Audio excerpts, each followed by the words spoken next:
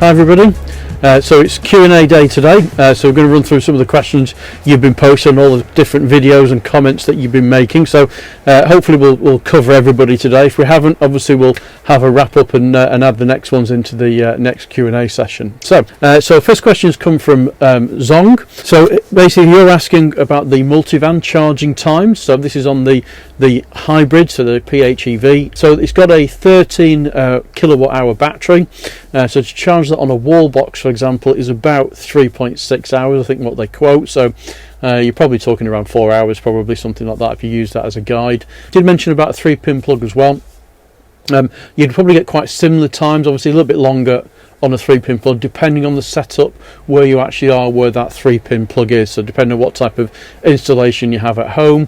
Obviously with a wall box there's a lot more electronics going on there as well, so it can manage the feed of how it's actually trying to charge as well. So that's something else to consider, that that's based on it a 3.6 kilowatt feed from that particular charger. But most chargers now, they have load balancing, so basically what they're doing is seeing what other electricity is being used in your house, for example, at the particular time, and then obviously they'll reduce the amount of power which is going to your vehicle to charge, so that the power can be used in the house elsewhere.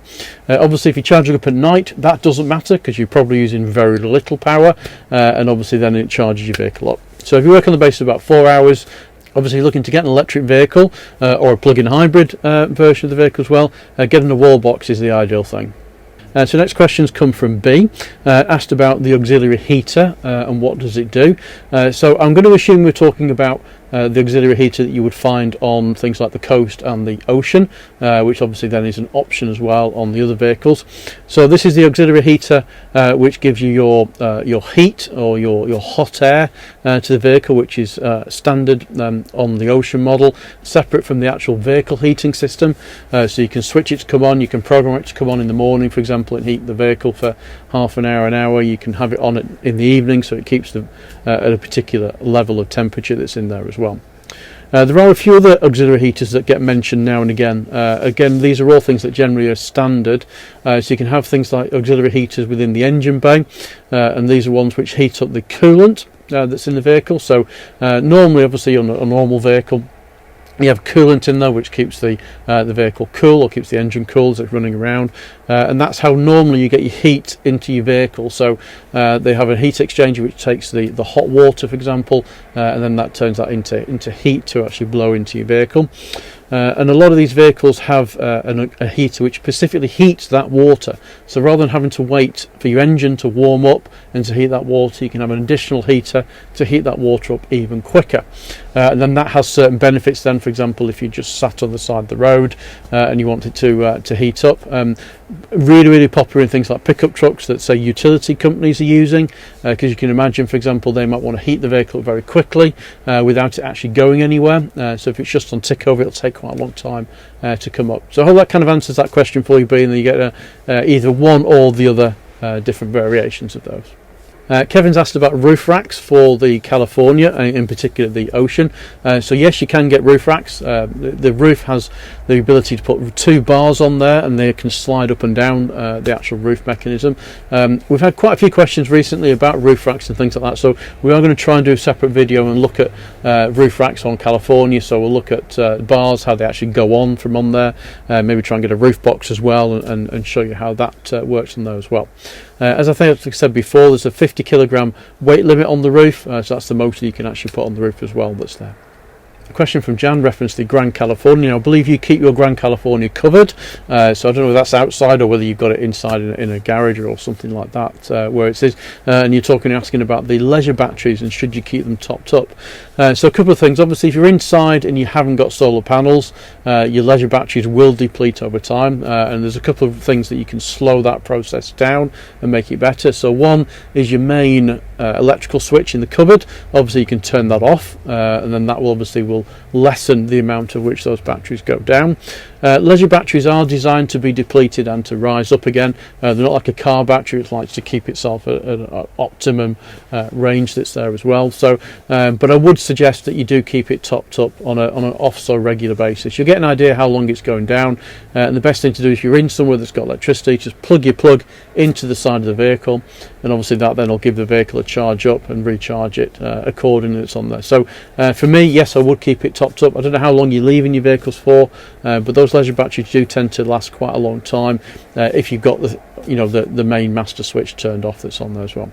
If any California customers out there, Grand California customers, are watching the video, if you've got any experiences of that, pop your comments box in below to give some experiences, would be great as well.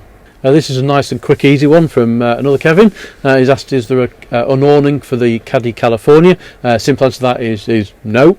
There is no awning for it that comes from Volkswagen.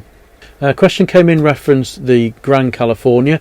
So you've got Grand California with 2 beds in, so you've just got the main bed in the back. It's I'm assuming it's a medium wheelbase version. You're asking whether you can upgrade it to a 4 berth. So obviously, if you can upgrade it, it's not something that Volkswagen do. We don't do. You can't take a 2 berth 600 grand and turn it into a 4 berth. Obviously, the pod on the roof, etc., is all there. That would be needed for it. So, but obviously things like your units as they come out and along the side are different because you haven't got your pop outs where your bed would locate, and obviously you've got no bed function or anything like that would in there.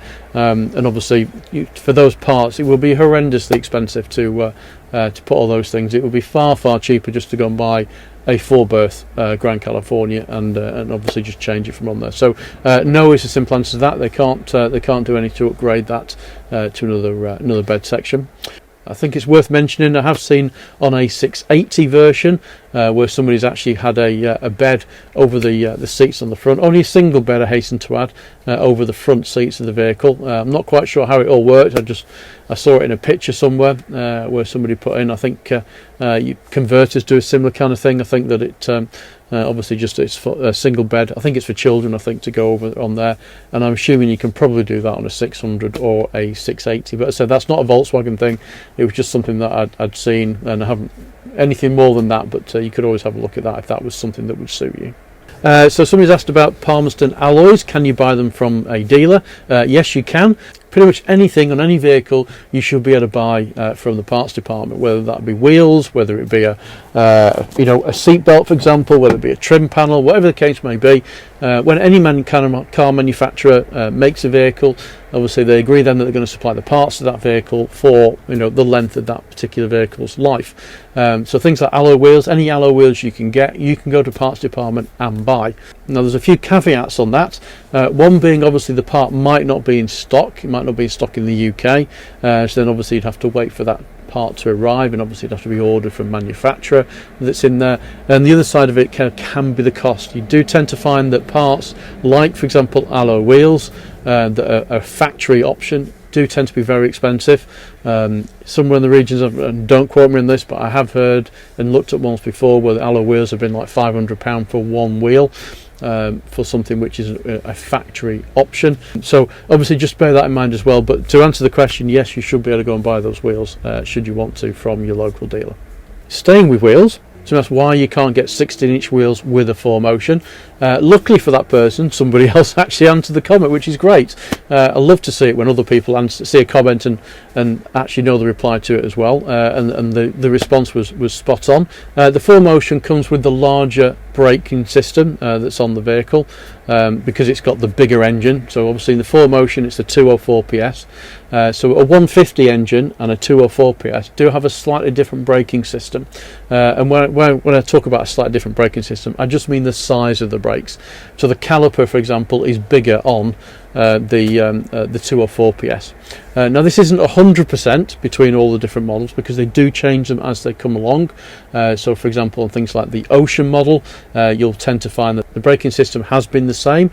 So many years ago there used to be an option to actually upgrade the braking system, and the reason for that is because it's a more powerful vehicle, thus it needs a bigger braking capability, it has a bigger caliper, and that caliper, for example, will not fit, a 16-inch wheel will not fit over that bigger caliper. And that's one of the reasons why you tend to find then obviously in the 4Motion it comes with the bigger 17-inch wheels, and that is to actually fit that particular vehicle that's there. There's no golden rule though, because obviously in the manufacturing terms sometimes it's just cheaper anyway to put the bigger brakes on a vehicle, because it means you're not producing the smaller brakes that's in there as well. There's no golden rules, but generally speaking, if you've got a 17-inch wheel on a transporter, 9 times out of 10 it's used. There's 2 reasons why it's for, and this is regardless of what vehicle it is. The first reason is because it's got those bigger brakes, or the other option is it's a higher payload vehicle. So for example, on the van side of it, if you've got a T32, which is a 3.2 ton vehicle, they always have either Davenports or a 17-inch steel wheel, and that again is because they are a weight class for that particular vehicle. A bit different on a Cali. Cali's only based on T30, so you can have these smaller wheels on. I hope that's not confused the matter, and I hope that makes it a bit more simple. But the answer that the person gave to the question was the best way. Basically, it's because of the braking system. This one's from Hugh. He's asked about why is the sliding door on the wrong side on the California. And put it simply, it's on the right side for Germany. So where the majority of vehicles are sold, the sliding door is on the right side. For other markets, such as ours here in the UK, obviously they haven't redesigned the whole of the vehicle by swapping everything over so it works on the other side, and that's basically why that's not on that particular side. So all normal vans, for example, that come into the UK, it's a very easy thing to have a sliding door on one side or the other, because there's nothing else inside the vehicle. It's nice and easy. On a passenger vehicle, for example, things like that, it's a fairly straightforward design process. On something like the coast or the ocean, or even with the beach, because you've got all those integrated parts already designed on that particular side, they just don't sell enough vehicles in the UK to warrant all that extra investment to get the cupboards, etc., on the other side of the vehicle, and they never have, because as I said, the numbers they sell are quite relatively small in the big scheme of things. You imagine how many vehicles they sell overall that's there, so obviously they only sell it as that particular type, and that is the same throughout the world. Basically, they just only sell it with that particular configuration. So I hope that clarifies that for you. And then finally, Klaus has asked about solar panels.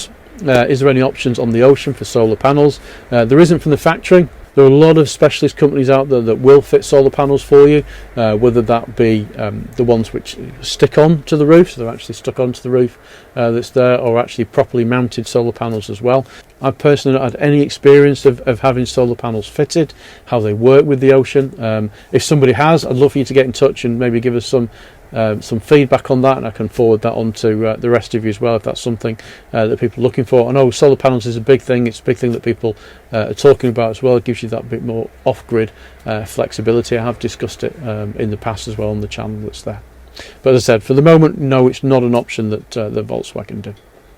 And that's it for today's questions. There are 1 or 2 other questions we've had that we're still working on the answers for, to give you a bit more of a description, etc. that's there, because you can imagine I don't know everything, so I do have to go away and spend some research sometimes on things that you ask us, or I'll have to go and speak to somebody else. I'll send it to Volkswagen and say, can you give us a hand with this? Do you know what the answer to this is that's there? So those questions will be on the next Q&A that we've got coming up. And in the meantime, if you've got any more questions that's in, pop them in the comments box below, and any of the new videos we've got coming through, and we'll add them to the future list.